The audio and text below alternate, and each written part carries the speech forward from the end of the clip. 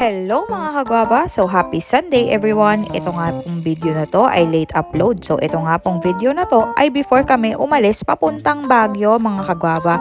So yan po ay a night before kinunan ko at kinabukasan kami umalis paakyat ng Baguio. So nakita nyo naman ang dalawang baby ko, si Chupapi at si Habibi, talaga namang chill na chill kasi alam nilang gagala na naman kami mga kagwapa.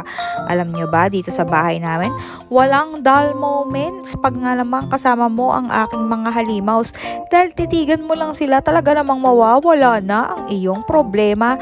At tignan nyo mga kagwapa kung paano magbardagulan ang tatlos, talaga namang sa lalapad ng kanilang katawan. Naku po, pag binunggu ka lang mga to talagang tutumba ka, para ka nag-alaga ng mga baboy. Alam nyo yun mga kagwapa, maliliit sila na sobrang tataba. Ako nga mismo ay problemado kung talagang paano sila papapayatin kasi talaga namang summer na ngayon. Tignan nyo naman tong malupito na to na parang kutsinilyo na nakahiga dyan sa kanyang sofa.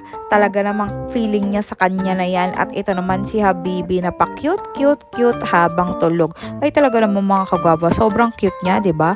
Talagang kamukhang kamukha siya ng kanyang tatay na si Malupiton. 'Di ba mga kagwapa? Napaka-charming ng kanyang face. At isa pa, sobrang bait niyang batang yan. Talaga namang sobrang behave.